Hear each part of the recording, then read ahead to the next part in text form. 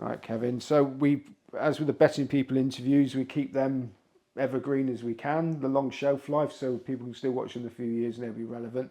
But we got a big football tournament coming up this week, the Euros.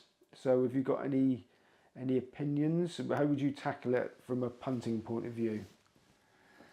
Right.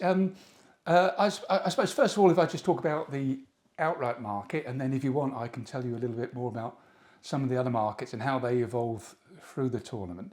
But the way I would approach the outright market is I would always look for this. Always look for certain teams who I think might be overlooked. And the reason I say that they might be overlooked is there's certain countries I think are capable of winning pretty much more or less any international tournament if they happen to have a good few weeks, a good month or 6 weeks or whatever it is, and everything goes well for them. And that can happen to anybody. You don't know whether it's going to be this team or that team. But there are certain countries who, if fortune favours them, I think are always capable of going a long way and winning them. And in Europe, those sort of countries are. There won't be any surprise in these names. You know, there's countries like Spain, Germany, France, Italy, Netherlands, Portugal. Even England. I thought you'd admitted one there, Kevin. Even England, though they haven't actually won anything at all. Since I saw them as a boy, I was at Wembley that day in 1966. Really? Yes, I was. But those sort of countries, I think, are established football countries where there's a long football tradition, and there's a lot of interest in the support, a lot of fans, and most of them are fairly large sort of countries. And I don't pay too much attention to whether other people will say, oh, well, they're not doing very good at the moment, or this group of players is not as good as the group they had before, or what have you, or they didn't do very well in qualifying. Because I've sort of come to the conclusion that those sort of things really don't matter. In particular, if you look at qualifying, I've done various research on World Cup tournaments and European Championships and those sort of things. And my conclusion really is that qualifying is irrelevant. There's effectively no relationship at all between how well teams do in qualifying and how well they do in the tournament. And that's partly, I think, because they're very different beasts. In qualifying, you play a small number of games, mostly against countries who are going to be a lot worse than you if you're the sort of team who can qualify. And it's very different in a tournament. You're playing different sorts of opponents, but you're not playing very many games. I suppose that's something I was going to say, something else I should come on to, but it's broadening out from something I've just said already, that an international tournament is a short thing. I forget off now how many games you have to play how many games you have to play to win the Euros. It's 3. Is it 7 games? 16, yes, 7 games, and that's not a lot. And in that period, it doesn't take much. You know, maybe 1 or 2 things to go wrong, and you're out, and you're off the way. Or alternatively, if the wind's behind your back, you can suddenly find you're going a long way, and you're winning. So one of the things I would always say about international tournaments is there's so much so much unpredictability in them. You know, and afterwards we'll say this team won and they were the champions. You don't have to be the best team to win the European Championship. You usually have to be a pretty good team, and then you need things to go your way. And when you get into the stages that really matter, when you get into the knockout rounds, ideally you want to win, but most of all, you just don't want to lose. If you don't lose in 90 minutes, you get extra time and you might get penalties. And you would be surprised if you look back over the history how many knockout ties in European Championships have gone to extra time and penalties. I think it's in the low 40% for extra time and maybe 27, 28, 29% for penalties. And maybe those figures are historically high. They've probably come down a little bit, but still there's going to be a lot of those games. If somebody beats somebody else on penalties,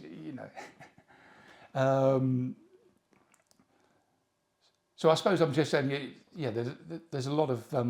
Is that because teams play more cautiously, aware of what you're saying, that you just don't want to lose? Is it, you think that's why those sort of stats would be as they are? It can be the case, but more it's the case that once you get to the important games, you tend to have filtered out most and eventually all of the ones who are just there to make up the numbers. Certainly, once you get to the quarterfinals, you've got mostly good countries left. You've got the sort of countries who might win, and those tend to be evenly matched games. And the less difference in skill there is between teams, the more likely it is that actually none of them is going to score more goals than the other one, and you're going to get a draw. So that's a factor, I think. But also, you're right. Yeah, you're aware that something goes wrong in a knockout tie, you're out. You go home. So people don't want that to happen. I think all those things sort of come together, really. And any particular factors during the competition that might happen that you might think would sway a team one way or another? Any sort of setbacks that might, a particularly hard game, for example, that they've just managed to win? Is that going to be a negative for the next match they play? I'm not sure about that. That's just an example off the top of my head. But is there anything that you might think, this could be the turning point for this particular team? Well, the other way, really. One thing that comes to me about international tournaments is you might only have to beat one or two good teams to win. So the luck of the draw can play an important part. I know we're talking about the Euros now, but the thought just comes into my head about the Champions League. This season, the Champions League final, you've got Dortmund, who are a decent team, but they finished fifth in the Bundesliga, the fifth best team this season in Germany. But they had a very kind draw all the way through the knockout rounds. They played some good teams, but they didn't play any of the best teams. They didn't face a Real Madrid or a Manchester City or Bayern Munich or any of those sort of people. And the same thing can happen in the Euros. The draw can open up kindly or unkindly for a team. One thing I would say is just don't get too carried away too early for those sort of things. If you're having a bet during the tournament, there's one moment that I see in most international tournaments, and when it happens, I always go to myself, aha. There's a team that starts off great, and in the first game, maybe they blow their opponents away, and they look wonderful, and perhaps they play again, and they get another wonderful result. And on the television, one of the pundits will say, "We've seen the winners of the competition today," and I always make a mental note of that statement, because very often what happens is it all fades away afterwards. Nearly always that team, the one that catches everybody's eye at the beginning, they're not the winners, So have you got any particular fancies this year? I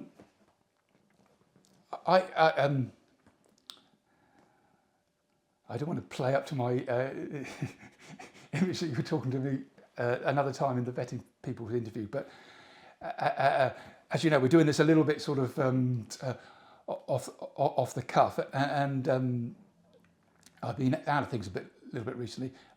I haven't really got a tip in terms of names of teams that I've looked at to see who might fall into that category.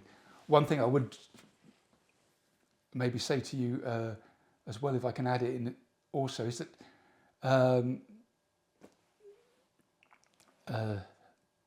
just be aware, just something to be aware of as the competition unfolds. Games tend to start off quite cagily, and they tend to open up during the group stages. They tend to start off quite low on goals, quite high on draws.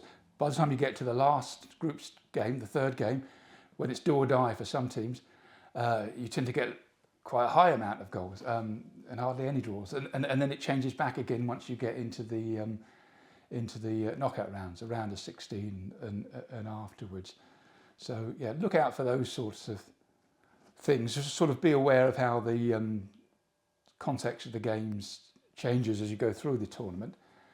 But probably that's as far as I'm able to help you. I'm sorry, I can't tell you any more. Ideal. Thanks very much, Kevin.